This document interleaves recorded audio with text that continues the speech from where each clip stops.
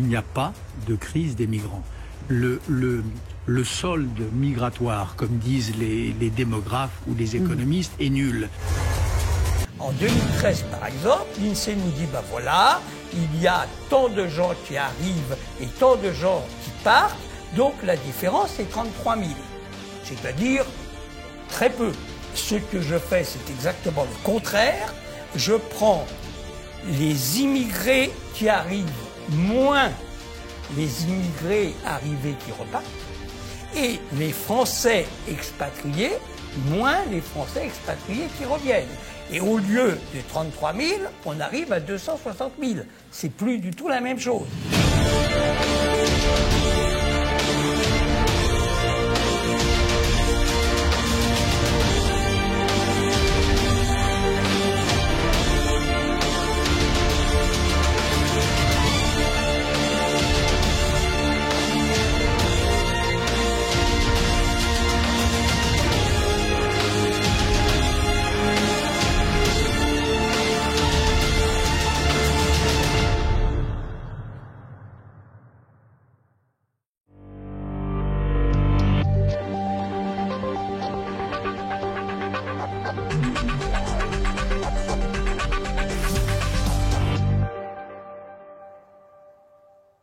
Bonjour à tous, bienvenue pour ce nouveau numéro du Samedi Politique. Au programme cette semaine, la mondialisation fait-elle le jeu de la criminalité ?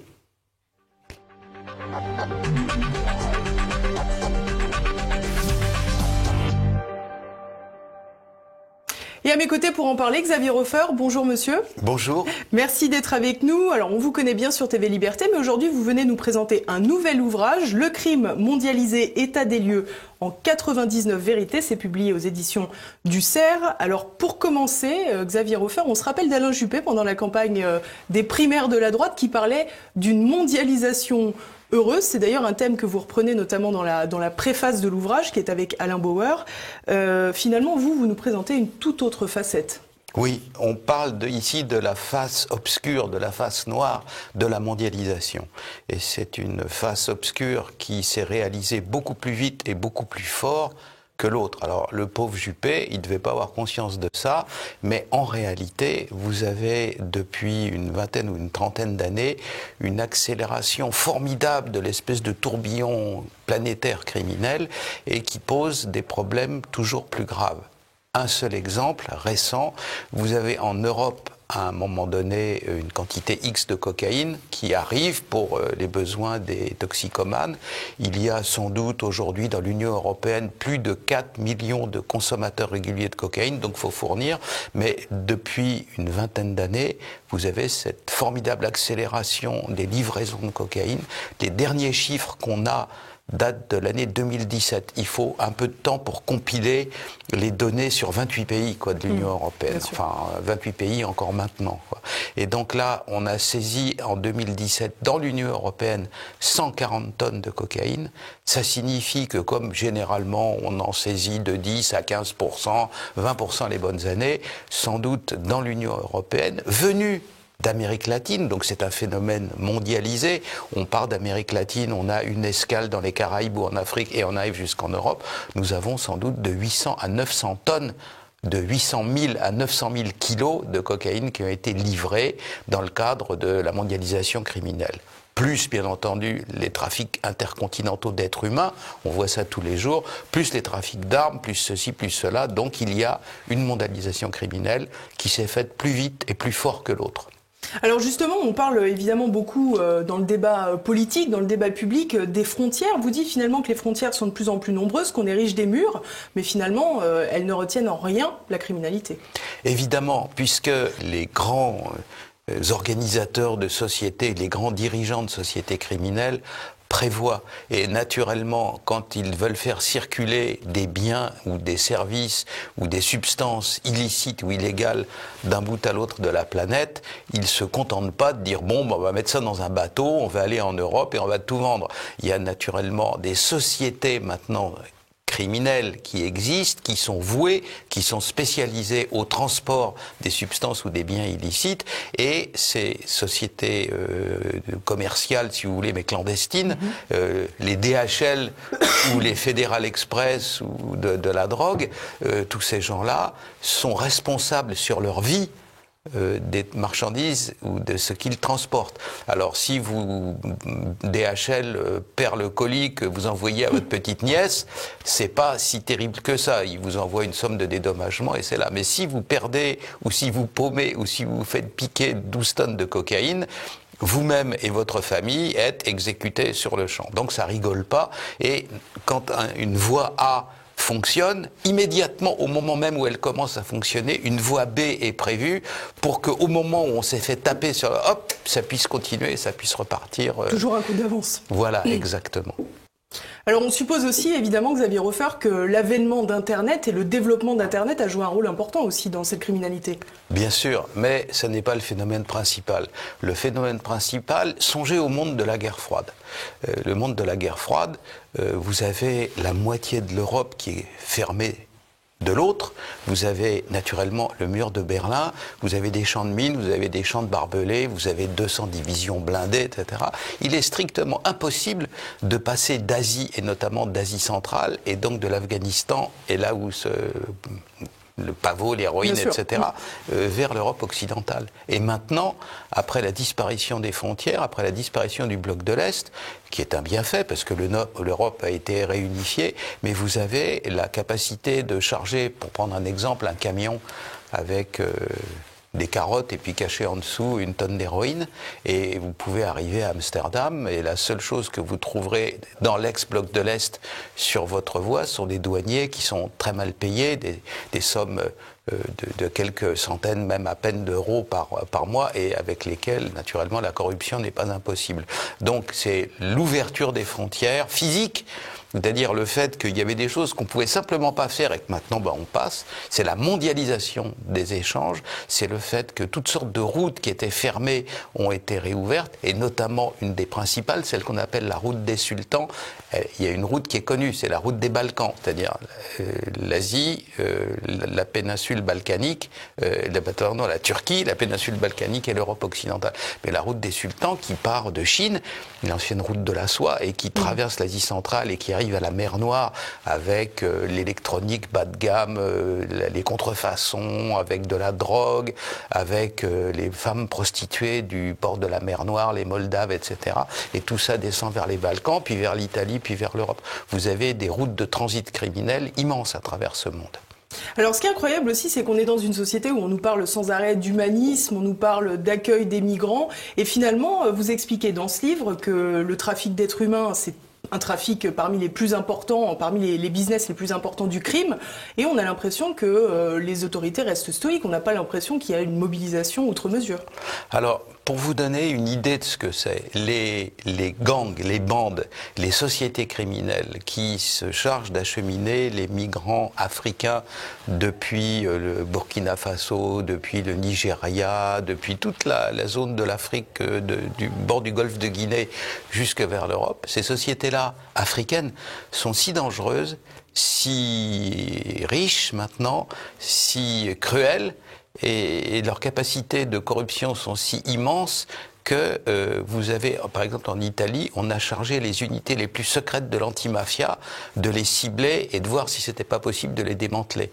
Ce sont maintenant des sociétés criminelles de premier rang, de premier niveau, notamment celles qui sont issues du Nigeria. Alors imaginez un peu le continent africain, voyez les milliers de kilomètres qu'il y a entre la zone où on séduit des malheureux en leur parlant de refaire leur vie en Europe, de tout ce qu'ils vont trouver comme travail, des opportunités immenses qui s'offriront à eux, opportunités la plupart du temps inexistantes et fictives, et après ça, il faut les mettre dans des camions, dans des autobus, il faut traverser le désert, il faut des dépôts d'essence, il faut des dépôts d'eau, il faut des dépôts de nourriture. Après ça, on arrive en Libye, et à partir de ce moment-là, certains de ces individus migrants sont réduits en esclavage, pur et simple, esclavage, comme aux États-Unis au XVIIIe siècle. L'esclave est acheté, le prix moyen est de $200, et après ça, il va bosser dans les champs, comme dans les plantations de coton au sud des États-Unis en 1830. Hein.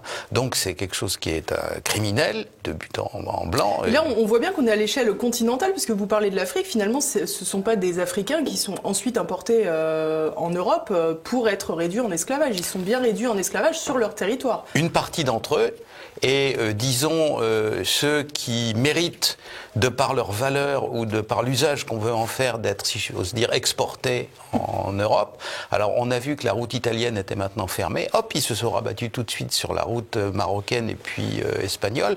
Ils peuvent le faire parce qu'ils ont des capacités de corruption immenses. Hein.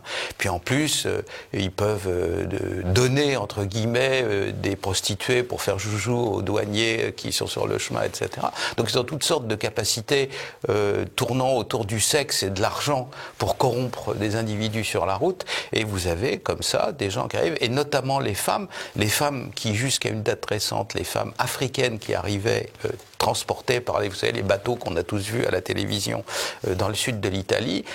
Elles allaient dans des camps de dépôt où on essayait de les identifier, de les soigner, de les voir ce qu'on allait après ça, comment les répartir. Et là, il y a les macros, les proxénètes qui viennent et qui les prélèvent dans les camps en question et qui les mettent au travail. Récemment, enfin en 2018, il y a eu un gang africain qui a été capturé à Marseille, et il avait acheté comme ça des filles dans les camps du sud de l'Italie. Voilà. Alors c'est ça Donc des camps gérés par les autorités du pays. Mais non, les autorités elles sont à l'extérieur, mais à l'intérieur de ces camps, c'est les bandes criminelles qui font la loi. Même chose en Allemagne. Alors, vous parlez également de cette prostitution. Vous dites quelque part que elle est aussi favorisée par l'avènement de la pornographie et le développement de la pornographie en accès libre quelque part. Alors, bien entendu, à partir du moment, vous avez, c'est pas uniquement dans le cas de la prostitution, mais c'est en partie les jeunes gens qui ont été combattre en Syrie et puis en Irak. Pour eux, la guerre, c'était les jeux vidéo, c'était comme sur les écrans, sauf que à la fin de la partie, on peut recommencer la partie et puis en disant on arrête et puis je recommencerai une autre fois. La guerre, c'est du vrai sang et on meurt vraiment. Donc pareil, maintenant que les gens voient sur des écrans de leur ordinateur ou des fois de leur télévision, des gens s'adonner à des jeux sexuels à longueur de journée sans aucune espèce de barrière ni d'interdiction, eh bien quand ils vont dans la rue, ils ont envie d'en faire autant. Alors il faut maintenant dépenser un peu d'argent pour acheter un jeu vidéo, pour avoir des rapports avec une fille ou avec un garçon, pareil, quoi. Donc ça leur paraît être un mode de consommation normal. Et bien entendu, ça rend la vie des malheureuses et des malheureux, enfin c'est 82% de femmes, c'est l'immense majorité des femmes, encore plus difficile parce qu'elles sont devenues des objets de consommation. Alors vous expliquez aussi, on va revenir rapidement sur l'aspect de l'immigration clandestine, vous expliquez aussi dans cet ouvrage que parmi les mineurs isolés de cette immigration clandestine, on se rend compte que finalement le pourcentage de mineurs est très faible, et on voit bien que finalement c'est aussi une technique qui fait partie de ce trafic, puisque il semble que les migrants ont instruction de dire ensuite qu'ils sont mineurs même s'ils ne le sont pas. Évidemment, entre 40 et 80% des soi-disant mineurs étrangers isolés ne sont ni l'un ni l'autre. C'est-à-dire qu'ils agissent en meute, ils sont toujours en bande comme ça, et donc ils ne sont pas isolés tant que ça. Et deuxièmement, ils ne sont pas mineurs. Il y a des scènes absolument pathétiques qui ont été montrées à la télévision suédoise, où une famille suédoise d'origine avait chez elle un individu qui prétendait avoir 14 ans et qui manifestement en avait 35 ou 40, et elle disait oui, on va envoyer le petit au lycée, etc. Et donc le journaliste disait mais vous êtes sûr? Oui, c'est notre enfant, il n'y a aucun problème. Et donc vous avez des gens qui sont victimes d'une espèce d'hallucination collective, ou tellement foudroyé, massacré intellectuellement par le politiquement correct, un enfant de 4 ans serait rendu compte que c'était pas du tout un lycéen ou un collégien africain ou autre, ou afghan qu'ils avaient en face d'eux, mais un adulte en bonne et due forme. Et voilà. Et donc un médecin, un dentiste en Suède qui était chargé de vérifier l'âge des individus par les dents de sagesse. il dit entre 60 et 80% de faux positifs, c'est-à-dire qu'il y a 60 à 80% d'adultes. Alors, vous avez en Afrique des gens parfaitement cyniques qui disent tiens, Arsène, on va prendre un prénom qui fâche pas, t'as quel âge? J'ai 37 ans. Bon, allez hop, on dit que t'en as 14 et puis on t'envoie sur le bateau, etc. Et arrivé sur place, vous avez des gens qui, un peu de bon sens, comme le dentiste en question, et voilà, qui disent mais enfin monsieur, vous êtes bien sûr, et l'autre répond ouais mais raciste, etc. Et donc tout le monde panique, et puis voilà. Donc vous avez non seulement ces faux adolescents, en France il y en a, à Paris dans le 18e, dans le 19e, etc. Et en plus quand on les arrête après ça, beaucoup de magistrats les libèrent en disant les pauvres, ils ont tellement souffert, alors ils ont une espèce de difficulté à concevoir vraiment leur âge réel, et il faut les accepter, et donc autrement on n'a pas de cœur, autrement on est insensible, etc. Voilà comment l'arnaque en question se déroule. Alors les individus en question sont très dangereux, et à l'heure actuelle il y a beaucoup de cas d'agression, notamment dans la partie de l'Est, à l'Est de Paris ou au nord de Paris, du fait de ces soi-disant adolescents étrangers, mineurs étrangers isolés.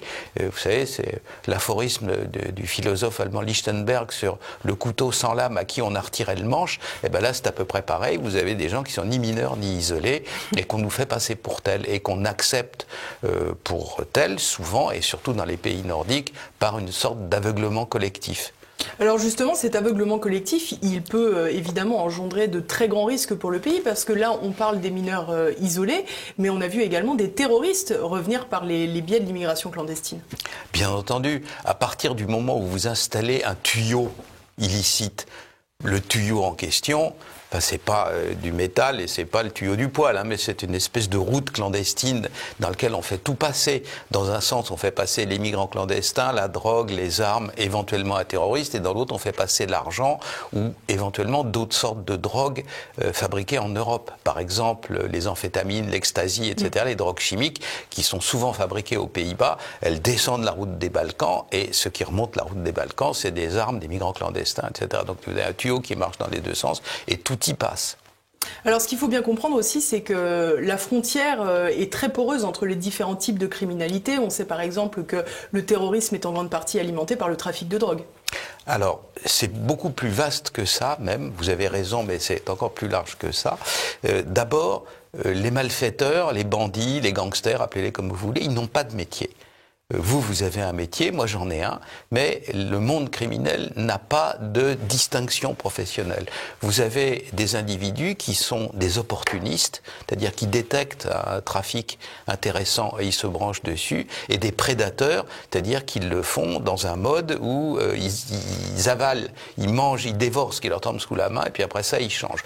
Donc c'est un monde de prédateurs opportunistes. Vous avez des individus qui vivent dans un quartier, alors ils donnent des petits billets de 10 euros, 20 euros aux gamins dans si tu vois un truc intéressant, tu me le dis. Dès qu'ils ont trouvé une opportunité, hop, ils saisissent dessus. C'est la jungle. Et dans la jungle, vous avez des fauves qui rôdent autour du troupeau de zébus. Quand un zébu est affaibli ou blessé, il lui saute dessus et il le mange. Voilà, le monde criminel fonctionne comme ça. Si demain, le trafic d'êtres humains rapporte plus d'argent que le trafic de drogue ou le trafic de déchets toxiques ou quoi que ce soit, voilà. D'autant plus qu'on est dans un monde de hors-la-loi, ce sont des gens qui sont en dehors de la loi, donc quand vous voulez changer de métier criminel, vous n'êtes pas obligé de faire un papier, de l'envoyer au greffe du tribunal de commerce ou où que ce soit, il suffit de le décider. Si vous avez dans la rue d'à côté, là, vous avez un monsieur qui a un bistrot, s'il veut ouvrir demain une épicerie, il en a pour 6 mois de paperasse, et là vous décidez de changer de trafic criminel.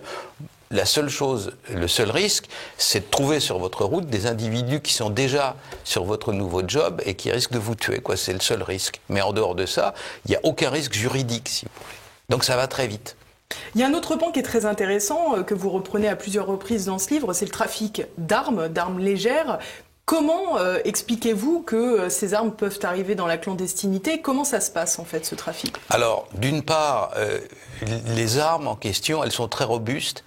Il faut savoir de quoi on parle. On parle de fusils d'assaut, comme le célèbre Kalachnikov. On parle d'armes de poing, comme les revolvers. On parle éventuellement de fusils. On parle de mines. On parle de grenades. tous ces objets militaires-là sont très robustes et peuvent, durer des décennies. Le célèbre Colt 45, je crois qu'il a été inventé en 1912. Et il y en a encore, sans doute, qui ont 40 ans, 50 ans, un siècle derrière eux et qui fonctionnent toujours. Donc c'est très robuste. C'est fait pour être robuste parce que c'est fait pour faire la guerre. Et la guerre, il y a de la boue, il y a de la poussière, il y a toutes sortes de choses qui font qu'on ne peut pas travailler avec des outils fragiles. Alors d'abord, c'est résistant. Et ensuite, une fois qu'elles ont été vendues, songez à toutes les armes russes qui sont parties dans toutes les guérillas du tiers-monde pendant la guerre froide, les armes soviétiques. Songez à toutes les armes américaines qui sont parties vers les gentils pour les Américains, c'est-à-dire ceux qu'ils appelaient les freedom fighters, les combattants de la liberté, les Afghans, etc. Et puis donc, une fois qu'une guerre est finie sur un front, eh ben, elles quittent le front en question, elles vont sur un autre. À la fin des guerres dans les Balkans, quand ils ont fini de s'entretuer entre Serbes, Croates, etc., eh ben, il y a des cargos qui sont arrivés, qui ont rechargé la plupart des armes clandestines, en Albanie, etc., et puis qui sont partis pour le Moyen-Orient, parce qu'à ce moment-là, il y avait la guerre en Irak et en Syrie. Vous voyez, donc les armes bougent, elles changent. Et comme ces trafics-là sont clandestins, naturellement, c'est très difficile à intercepter. Alors vous mettez pièces détachées de tracteurs sur les caisses, et hop, ça part sur un cargo avec un commandant de bord complice, et puis voilà, c'est fait. Et donc, c'est à la fois très facile, les armes en question sont très robustes, et en plus de ça, elles sont en même temps, et c'est là où est le danger, extrêmement meurtrières. Vous savez qu'on nous parle toujours des morts du terrorisme. Bon, entre 2015 et la fin 2018, en France, il y a eu 300 morts, et, ce qui est affreux, mais pendant ce temps-là, 3 ans, en Afrique, l'effet des armes de guerre légère, c'est un Hiroshima tous les 3 ans. 150 000 morts, 50 000 morts par an, 3 ans égale Hiroshima. Donc 2015-2018, voilà. Pendant qu'il y avait 300 morts en France, il y en avait dans certaines périodes de haute intensité meurtrière, quand il y a des guerres civiles au Congo, des trucs comme ça, on arrive jusqu'à 50 morts par heure de fait de ces armes légères. Il n'y a rien d'autre. Évidemment, on ne peut pas vendre clandestinement des avions de chasse perfectionnés ou des porte-avions. D'abord parce que ça coûte très cher. Je crois qu'au prix catalogue, le prix d'un seul Rafale est de 140 millions d'euros. Donc vous voyez, c'est pas à la portée de toutes les bourses de tous les chefs de guérilla. Et puis deuxièmement, parce que c'est trop sophistiqué. Mais les armes légères, vous avez vu Hutu et Tutsi pendant les grands massacres à coups de machette, hein, donc des armes simples. Et donc c'est très dangereux. Et vous remarquerez vous-même qu'on ne parle pratiquement jamais de ces trafics d'armes légères en Afrique, bien que ça fasse 100 fois, 1000 fois plus de morts que le terrorisme. Donc c'est trafics intercontinentaux. Les armes vont et viennent selon les champs de bataille, quoi, où on en a besoin. Elles sont revendues par des vendeurs d'occasion, si vous voulez, qui sont généralement issus de pays un peu zarbis, comme la Moldavie ou la Biélorussie, ou des trucs comme ça, où il y a des intermédiaires, et qui vous vendent ça sans problème. Et c'est facilité, naturellement, par les services de renseignement, en fonction de la cause qu'ils soutiennent. Et à l'arrivée, ces armes, elles deviennent quoi finalement? Est-ce qu'elles sont systématiquement redirigées vers des opérations terroristes, ou au contraire, est-ce qu'elles vont tout simplement, dans leur grande majorité, dans la criminalité, j'allais dire, plus conventionnelle? Oui, mais ça c'est peu, parce que la criminalité des cités, si vous voulez, vous voyez, de temps en temps on dit, ben voilà, encore très récemment, il y a eu des rafales de Kalachnikov qui ont été tirées du côté de Toulon. Bon, ça fait 1 ou 2 calages par bande, ça fait peu de choses. Ça n'est pas. Ce qui est inquiétant, c'est que récemment on a trouvé des lance-roquettes. Voilà. 2 ou 3 lance-roquettes dans la région parisienne, parfaitement préservées. Et un lance-roquette, c'est une arme terrible, quoi. Vous vous mettez sur la voie de chemin de fer, vous tirez un TGV avec une roquette et vous avez 500 morts. Parce que le TGV va très vite, donc il déraille et puis tout le monde est tué, plus du fait de l'effet de la roquette que du fait du déraillement que du fait de la roquette. Mais vous voyez ce que je veux dire, il y a des armes quand même très dangereuses. Mais au fond, c'est peu de choses. Ce qui est important, c'est ce qui circule au sud du monde, dans les derniers maquis et guérillas d'Amérique latine, dans les endroits où la criminalité a atteint un tel niveau qu'elles constituent des sortes d'armées criminelles qui ont beaucoup besoin d'armes, comme au Mexique ou au Brésil, par exemple. Et donc ça, voilà, vous avez des gros stocks d'armes qui font de gros dégâts. Autrement, eh bien, en Europe, alors on a fait la sottise, quoi, de détruire complètement la Libye. Kadhafi était un paranoïaque total qui avait constitué des stocks d'armes de partout, et là-dedans il y avait des armes qui sont inexploitables par les bandits ou les guérillas qui sont des fusées solaires ou alors des chars d'assaut lourds, mais il y en a des centaines qui sont à disposition en Libye. En revanche, toutes les armes légères circulent beaucoup, plus celles héritées, si on peut dire, de la guerre des Balkans. Alors ça coûte pas très cher. Dans les Balkans, les meilleurs Kalachnikov, c'est les copies chinoises, qui sont très robustes et de très bonne qualité. Et une copie chinoise de Kalash au fin fond de l'Albanie, vous l'achetez pour 300-400 $, quoi. Donc ça peut, des bandits en Europe peuvent s'offrir ça. Ils ont l'argent du trafic de la drogue ou du trafic d'êtres humains, ils peuvent s'offrir ça sans problème. Voilà. Et donc comme on a dans l'Union européenne l'insécurité qui provient du fait que ces frontières de l'Union européenne sont très poreuses. On a 500 millions d'habitants et il y a les services de frontières de l'Union européenne, c'est quelques milliers de personnes, quoi. On n'est même pas au début du commencement du besoin réel de sécuriser les frontières. Alors il y a un élément aussi qui m'a intéressé, c'est que vous rappelez que finalement le terrorisme islamiste, c'est 80% dans les territoires musulmans ou partiellement musulmans. C'est vrai qu'on a tendance, c'est un tropisme et c'est bien naturel, vous l'avez rappelé, plus de 300 morts en France pour les attentats sur notre sol, mais finalement c'est un mal, des mots qui avant tout frappent les territoires musulmans. Bien sûr, quand le groupe islamique armé pose une bombe sur un marché à Alger, ou quand des groupes terroristes, l'État islamique ou autre, fait pareil à Bagdad, il a peu de chances de tuer des mormons, hein, évidemment. Donc une grande partie du terrorisme vise à impressionner et à terrifier et à conduire dans une direction où on a envie, mais ceux qui sont à votre portée. Et évidemment, la plupart du temps, les terroristes islamites, 8 ou 9 fois sur 10, opèrent sur des territoires qui étaient à l'origine musulmans. L'Afghanistan, pour les guérillas anti-soviétiques, devenues après ça anti-américaines, ils sont pas pro-soviétiques ou pro-américains ou anti-soviétiques, ils sont anti-invasion, quoi. Ils veulent être tranquilles chez eux, et donc chaque fois que quelqu'un les envahit, le piège se referme sur lui, et puis il finit par comprendre sa douleur, mais c'est généralement... Alors, pour l'instant, c'est long en Afghanistan. Ça fait 18 ans, bientôt 19, que les Américains y sont, et à vrai dire, hormis le précédent de la guerre de 30 ans, 1618-1648, on n'a jamais vu une guerre aussi longue. Vous vous rendez compte, 18 ans. D'ordinaire, les guerres s'achèvent au bout de 4-5 ans, parce que plus personne n'a de fric. Les gens sont épuisés, exsangues, l'industrie est en panne, il n'y a plus de réserve, alors on trouve un accommodement, ou alors un des deux adversaires s'effondre et puis on fait un armistice ou un traité de paix. Mais là, c'est pas le cas. Des guerres de 18 ou 20 ans. C'est incroyable. D'autant plus incroyable qu'il y a quand même un décalage de puissance entre les deux forces. Oui, mais il y a le pouvoir égalisateur du territoire et de la guérilla, etc. Vous savez, vous pouvez être aussi fort que vous voulez. Dieu sait, on m'a dit, il y a bien longtemps, quand j'étais sur place, dans la vallée de Peshawar et puis à la frontière afghane, que les Américains avaient des missiles extrêmement sophistiqués qui détectaient la chaleur et puis qui tapaient les moudjahidines qui étaient cachés dans les grottes, etc. Sauf que les moudjahidines repéraient un endroit où il y avait deux grottes l'une à côté de l'autre. Dans une grotte, ils mettaient des moutons.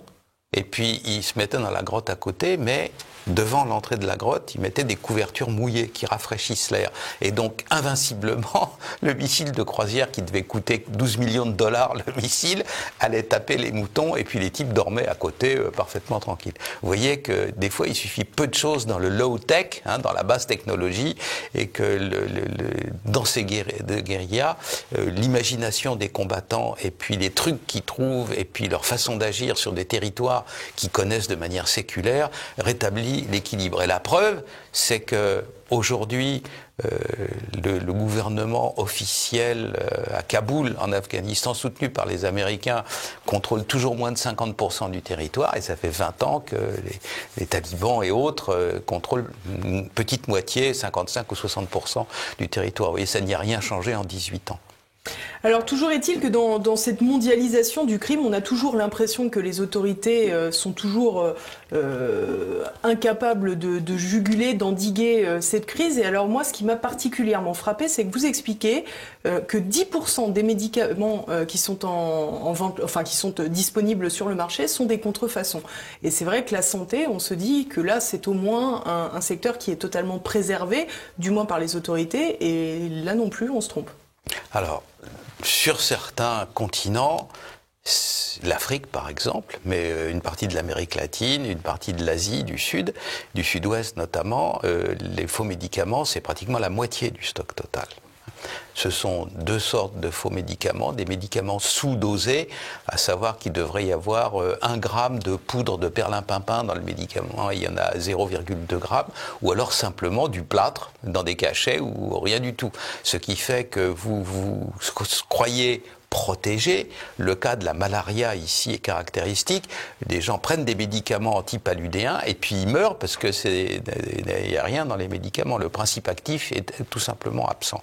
Alors ça, chez nous, c'est 10%, mais il faut comprendre ce qui se passe. En Europe, désormais, vous avez des secteurs qui sont une très forte concentration de gens issus des pays du Sud ou des pays d'Asie ou des pays d'Afrique, ou moins en Europe en tout cas, mais des pays d'Amérique latine. Ces gens-là sont plus en contact avec leur propre diaspora, qui fait des allers et retours, qu'avec la population de la ville d'à côté, qui, elle, est d'origine. Donc vous avez un commerce illicite qui s'est instauré, qu'on appelle en anglais poor to poor, le commerce de pauvre à pauvre. Donc vous avez des espèces de marchés de faux médicaments, d'électronique bas de gamme, avec des téléphones portables qui coûtent 40 € au lieu d'en coûter 400, etc. Et tout ça circule d'un endroit, ressortissant, entre guillemets, voilà, d'un ressortissant, grâce à des individus qui sont des sortes de colporteurs qui viennent d'Afrique en Europe et qui circulent après ça de ville en ville par les transports généralement, et qui sont absolument pas repérés parce que ce ne sont pas des migrants clandestins, ce sont des gens qui respectent les règles, ils ont un visa et ils n'outrepassent pas le visa de 3 mois. Donc ils font un séjour et ils vendent ce qu'ils ont et puis ils repartent après, et donc ils sont absolument pas repérés. Donc les 10% de faux médicaments en Europe, dans l'Union européenne, ne sont pas répartis partout dans toute la population. Par exemple, on sort d'ici, on va à la pharmacie, elle aura de vrais médicaments. Mais dans des zones où on vend en douce des médicaments qu'on a achetés moins cher, etc., il y a beaucoup de chances qu'on ait des médicaments sous-dosés ou faux. Et naturellement, c'est terrible pour la santé. Et ça prouve que dans les problèmes de zones hors contrôle, vous savez, la politique de la ville, j'en parle souvent, avec des zones qui sont complètement hors contrôle, il n'y a pas que le péril des petits voyous et des racailles, il n'y a pas que le péril donc des bandes qui opèrent, il n'y a pas que le péril des trafics de drogue, il y a aussi la contrefaçon de masse, les faux médicaments, etc. Et naturellement, se branchant là-dessus, parce que si un clandestin arrive et se cache dans un de ces quartiers-là, et qu'il est malade, et que ça n'a pas été dépisté parce qu'il est rentré clandestinement, vous pouvez avoir de graves problèmes de santé publique. Donc c'est une gravité tous azimuts dans ces quartiers-là. Alors vous l'avez dit tout à l'heure, parfois les Français sont un peu abrutis, j'allais dire, par la bien-pensance et la doxa des médias. Ce livre, vous l'avez enrichi à chaque page de nombreux chiffres. On a le sentiment que c'était un peu votre volonté, prouvée par le chiffre pour que ce soit irréfutable et montrer la réalité des choses, la réalité du crime aujourd'hui. Mais on y est contraint. Vous savez qu'au départ, quand la presse s'est digitalisée, quand elle est devenue aujourd'hui essentiellement électronique, il y a encore des journaux en papier, mais pour combien de temps, hein? Donc c'est maintenant le tablette, le téléphone portable, l'ordinateur qui servent à s'informer. Il y a eu une instantanéité qui s'est faite, qui a permis le contrôle des informations.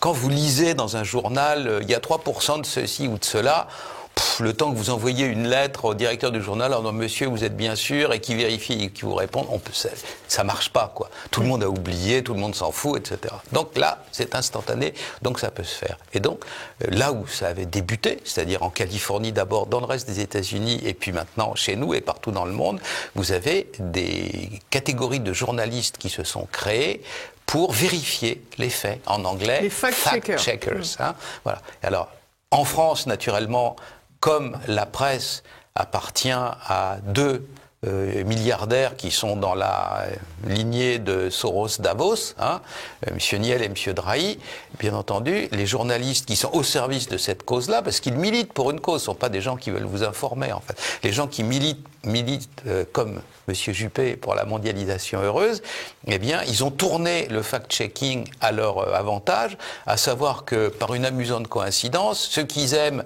eh ben, il n'y a pas de problème, et ceux qu'ils n'aiment pas, ils font que des fake news et des fausses informations. Donc nous, criminologues, qui passons notre temps à dire « ça n'est pas comme vous pensez, regardez la réalité des choses », nous avons dû nous protéger contre ça. Et donc, de manière un peu taquine, hein, parce que c'est mon caractère, j'ai fait une énorme base de données criminologique.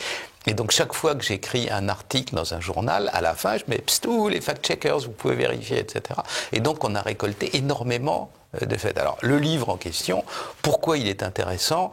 Là, j'avais de quoi faire 12 volumes avec la base de données criminologique. Mais Voltaire a dit ça en un superbe alexandrin, qui est « le secret d'ennuyer est celui de tout dire ».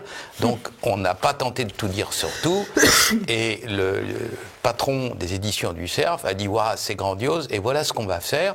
On va confier à une équipe de jeunes rédacteurs d'une trentaine d'années le soin de repérer dans toute l'énorme base de données ce qui, eux, les étonne, ce qu'on appelle l'effet waouh, quoi. Ah bon? Ah ben il y a tant, ça coûte tant la cocaïne. Et donc ça n'est pas toute la base de données, c'est passé par le filtre de cerveau de gens jeunes, et donc de la nouvelle génération, et c'est ce qui les intéresse eux, ce qui les a surpris, ce qui les a choqués, ce qui les a étonnés, en disant mais c'est pas possible. Et donc si, on leur a donné les chiffres et tout, mais bien entendu, à la fin du livre, vous avez une adresse mail où vous pouvez vérifier tout, et on répond aux gens qui nous écrivent sur la véracité, et comme ça on squeeze un peu nos amis fact-checkers du Monde et de Libé. Une toute dernière question, Xavier Hofer. Dans ce monde où justement tout le monde jure par la mondialisation, est-ce qu'on peut espérer aujourd'hui endiguer progressivement, évidemment pas complètement, la criminalité avec une véritable volonté politique? Alors, c'est pas bien parti. Hein. À l'instant, le désespoir absolu dans l'éternité, c'est idiot, ça n'existe pas. Mais pour l'instant, c'est pas mal parti. Et je vais vous dire un chiffre. Il n'y a pas un pays au monde qui est, parce qu'il est fondé sur l'argent, parce qu'il rêve qu'à l'argent, parce que son outil de travail c'est l'argent, les États-Unis d'Amérique, aucun autre pays n'a mené aussi loin, aussi fort, aussi durement, aussi fermement la lutte contre l'argent sale, contre l'argent noir, contre le blanchiment d'argent. Savez-vous, alors, il y a une Cour des comptes à Washington, comme il y en a une à Paris, qui s'appelle Government Accountability Office, GAO, et donc le GAO a fait une étude. Vous savez combien d'argent criminel, au bout de 20 ans, en ayant des moyens énormes, en ayant collé des types en tôle pour 20 ans pour blanchiment, vous savez combien d'argent criminel ils récupèrent? 0,2%. Voilà. 99 et quelques passent à travers les mailles du filet. Donc du coup, on ne va pas faire exploser les caisses de la France avec l'incarcération de Balkany non plus, alors? Non, je pense que là, il aura fait... Bon, la justice ne se trompe pas, donc il a commis sans doute des méfaits économiques et financiers importants, mais petit bras quand même. C'est pas le plus... Mais des cartels de la drogue font mieux et avec beaucoup plus de zéros au bout du chèque. Merci beaucoup Xavier Hofer en tout cas. Je rappelle à tous nos téléspectateurs le crime mondialisé, état des lieux en 99 vérités aux éditions du Cerf. C'est la fin de cette émission. N'oubliez pas comme d'habitude de liker, de partager et de commenter. Et je vous donne rendez-vous la semaine prochaine.